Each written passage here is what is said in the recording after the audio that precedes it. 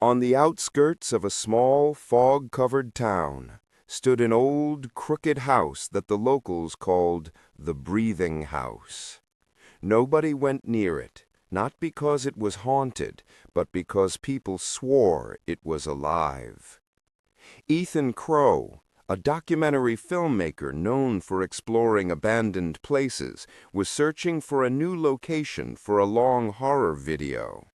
When he heard rumors about the house, he knew it was perfect. Despite the townspeople warning him not to go near it, Ethan arrived that night with his camera and a flashlight.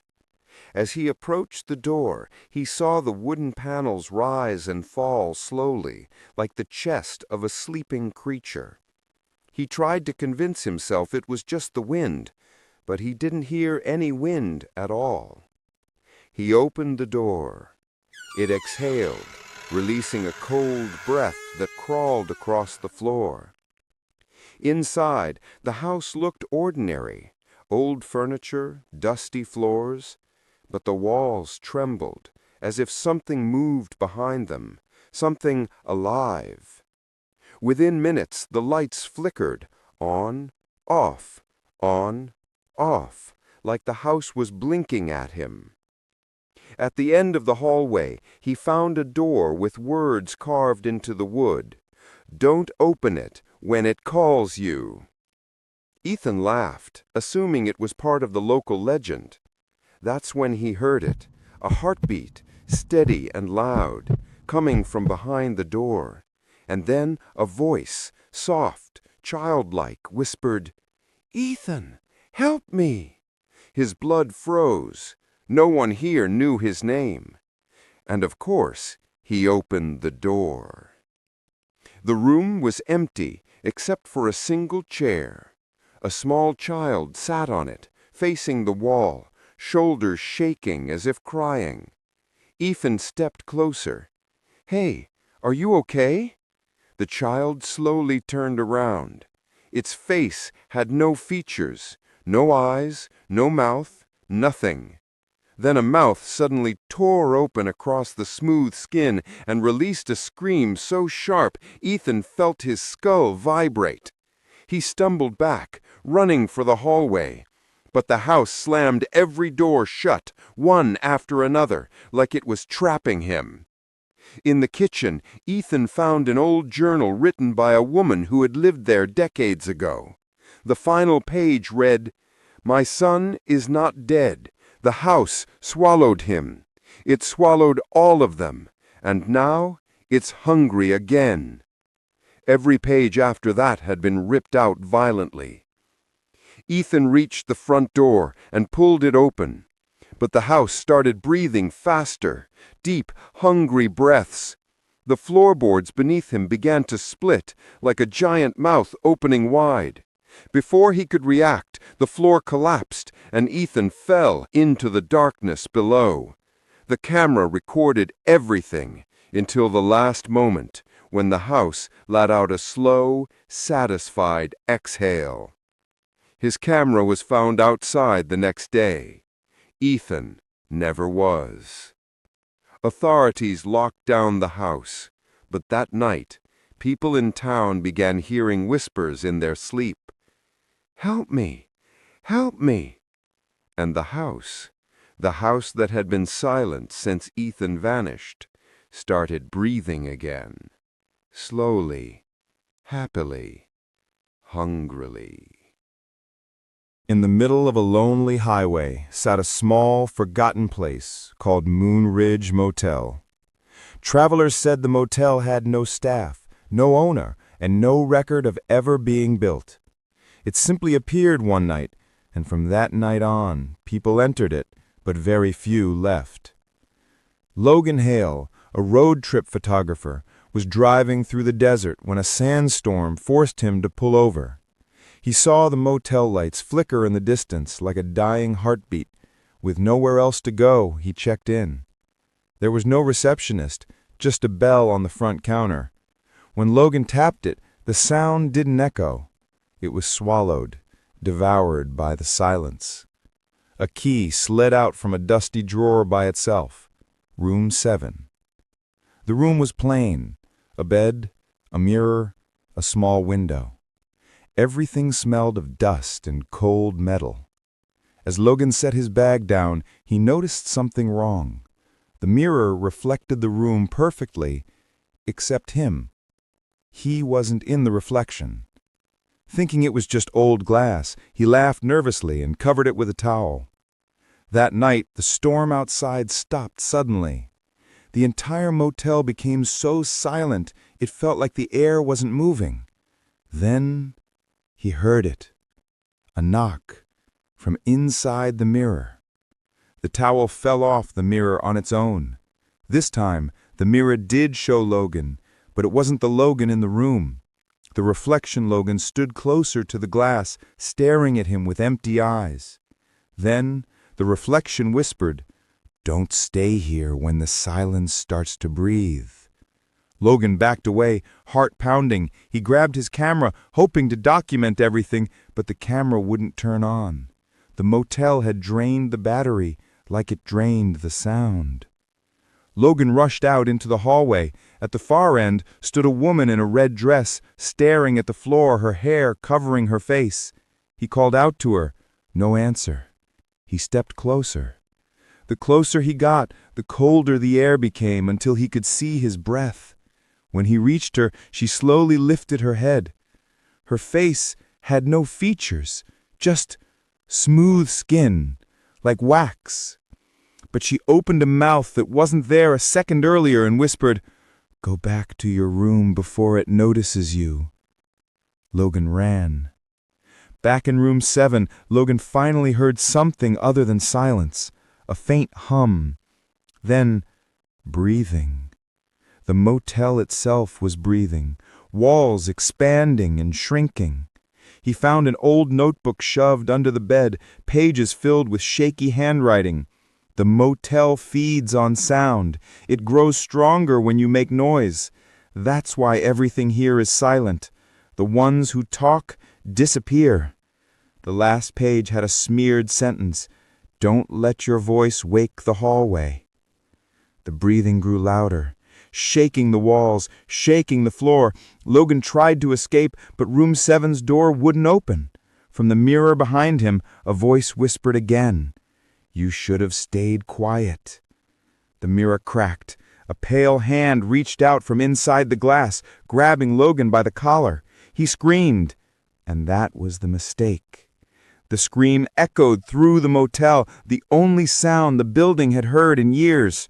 The walls reacted instantly. They split open like jagged mouths. Multiple arms, thin, pale, wrong, shot out and dragged Logan into the darkness behind the walls. The motel fed. The next morning, the storm cleared. The motel lights flickered off. Room 7's door swung open gently, now empty. A new key slid onto the counter, waiting. No one saw Logan again, but travelers on the highway swear that at night, if the desert wind is quiet enough, you can hear someone whisper, "Don't wake the silence." And the motel appears again, waiting for the next voice to feed on.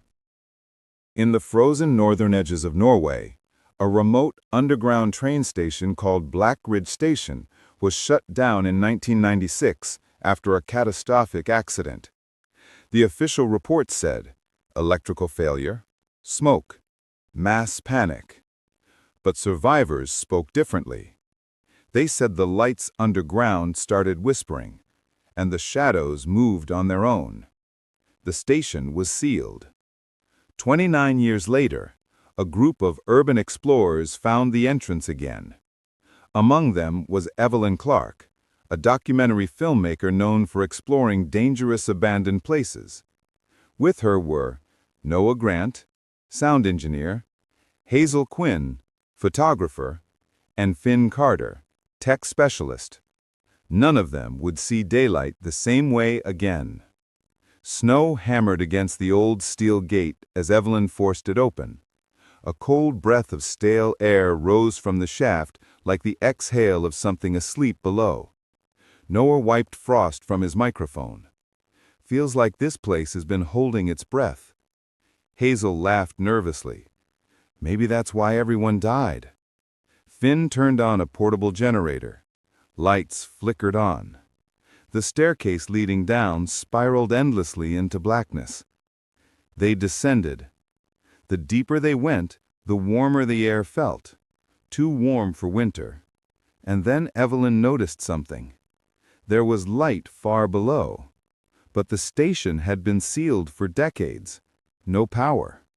So where was that glow coming from? The tunnel opened into Black Ridge Station, perfectly intact. Not covered in dust, not decayed. It looked as if thousands of commuters had just walked out minutes ago. Posters on the walls. Stay in the light. Do not enter tunnels 3 or 4. Hazel whispered. The posters? They're new. They shouldn't be. Finn checked his tablet. There's no electricity. Everything should be dead. Yet every lamp in the station glowed with a soft, humming white. Not fluorescent light, not electrical light, but something warm and alive. A light that seemed to pulse like a heartbeat. Evelyn lifted her camera. When she zoomed in, she froze. Inside the light tubes, it wasn't light. It was something moving, shifting like liquid, crawling, reacting to their presence. A sudden loudspeaker crackled to life. Last call for passengers. Please remain where the lights can see you. Everyone jumped. Noah's voice shook. How is that possible? The speakers continued. Avoid the dark. It remembers you. Hazel backed up. Evelyn, we need to go. Something is wrong. But the escalators suddenly powered on, roaring with life despite no electricity. Then, at the far end of the station, a train headlight appeared. A silent, sleek train glided into the station. No sound of rails, no engine noise. The doors slid open. Inside, every seat was occupied by mannequins dressed like commuters from the 1990s. Suits, dresses, backpacks, all still and frozen. Finn swallowed hard. These aren't mannequins. Noah nodded slowly. Look at their faces. Every one of them is melted. Skin like wax dripping down. Eyes cloudy. Hazel gasped. They were people. Evelyn stepped closer. Then one of the mannequins tilted his head toward her, cracking his neck with a wet sound, and whispered, "You're late." The train doors slammed shut. A voice from behind the group whispered, "Stay in the light." They spun. No one there. But the lights above them flickered once, twice. Then a section of the station went dark. The darkness wasn't empty. Something shifted inside it. Something tall, scraping the ground, breathing like a giant animal. The darkness began sliding toward them like a living shadow. The group ran toward the maintenance room. The door slammed shut behind them, and they locked it. Inside, they found a dusty control panel with a handwritten warning. If the lights fail, run to Tunnel 3. Do not hesitate. Hazel stuttered. Tunnel 3 is the one the posters told us to avoid. Finn pointed to the handwriting. Someone came here after the posters. Someone knew something changed. Then the speaker above them crackled. The lights are losing power. And all of them felt it. The warm glow outside the room was fading. The lights outside the maintenance door turned orange, then red, then died completely. A deep rumbling sound came from the station floor. Noah lifted his mic. The recorder picked up something. A whisper of 1,000 overlapping voices. Come to us. We remember your shape. The maintenance room door slowly bulged inward, like something was pushing from the other side. Evelyn screamed, "Back! Move back!" But Noah was too close. Something black and liquid slipped through the gap at the bottom of the door, a shadow that crawled up Noah's leg like living tar. He screamed as the shadow climbed over him, twisting his shape, as if pulling him out of himself.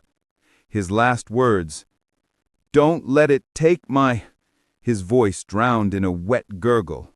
When the lights flickered back on for a split second, Noah was gone. Only a dark stain remained on the floor, shaped like a human shadow burned into concrete. Hazel fell to her knees, sobbing. Evelyn forced Hazel up and dragged her deeper through a service hallway with Finn. They found a locked office door. Finn broke it open. Inside was a desk covered in notebooks. One open logbook caught Evelyn's eye. Black Ridge Maintenance Log, Martin Loren. She read the last entries. Day 4. The lights are alive. They are not electrical. Day 7. The lights are trying to keep us safe. Something in the dark is hunting. Day 12.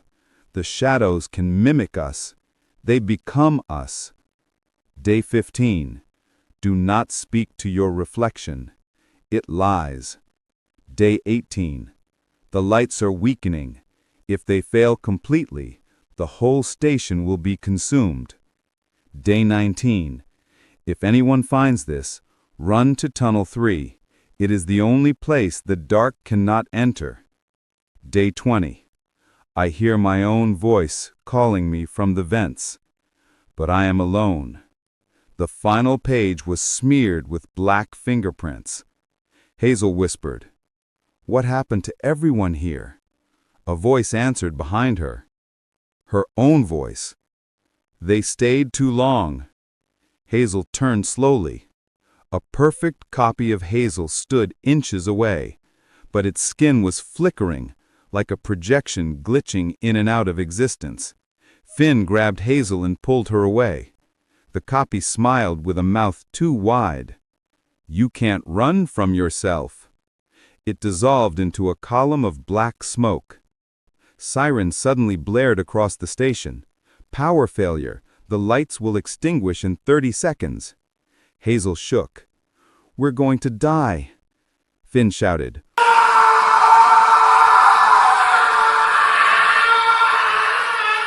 "Run! Tunnel 3 now!"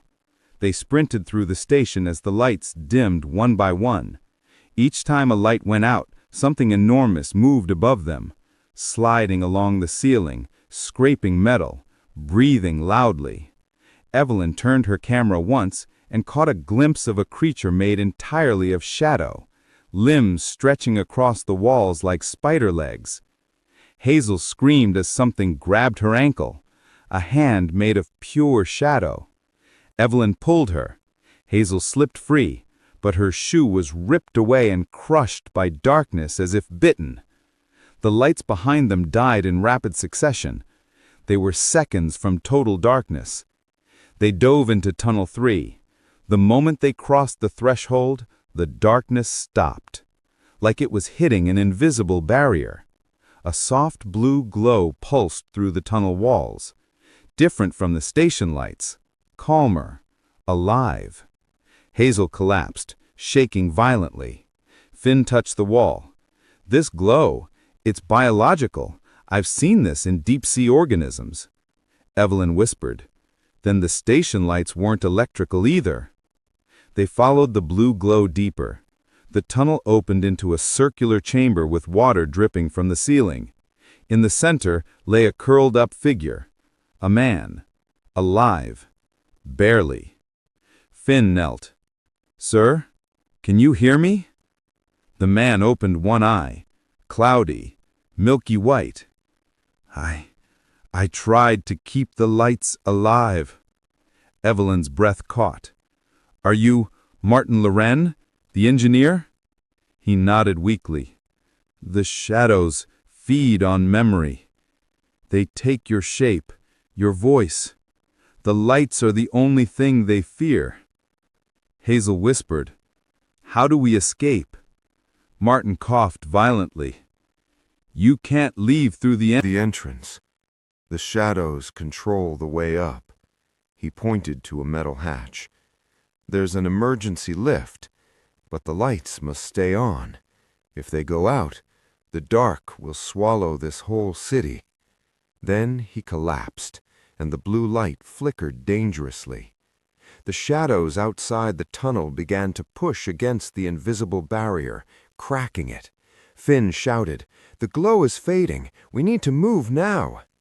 They climbed the ladder to the emergency lift, but Hazel froze halfway. "Evelyn, that's Noah!" Evelyn looked down. At the bottom of the ladder stood Noah, dripping black liquid, half his face missing. "Don't leave me again!" Hazel sobbed. "Noah, it's really you!" Evelyn screamed. "That's not him! Move!" Hazel hesitated, and the Noah thing leaped upward faster than anything human. Evelyn grabbed Hazel's arm and yanked her up. The creature clawed the air, screeching. They reached the lift and slammed the doors. Finn hit the power. The lift groaned upward as the shadows flooded the shaft below, reaching, screaming. Then, all the lights in the station died. Total darkness swallowed the world beneath them. Something huge shrieked. The lift shot upward at impossible speed. The emergency hatch burst open into the freezing night. They rolled out onto snow. Behind them, Black Ridge Station collapsed inward, as if the ground was breathing in. Then silence. Hazel cried into Evelyn's coat. Finn stared down into the new crater. What was that place?" Evelyn whispered. "A prison for shadows." Hazel shook her head. "Do you think it's over?" Evelyn didn't answer, because from deep underground, barely audible, a loudspeaker whispered through broken wires, "The lights will return soon." Evelyn reviewed her footage in her cabin. In one frame, just one, she saw herself standing behind her, smiling. But she wasn't smiling during the recording, and the reflection mouthed words without sound. "You didn't escape." The power in the cabin flickered, then went out. Total darkness, and something breathed inside the room.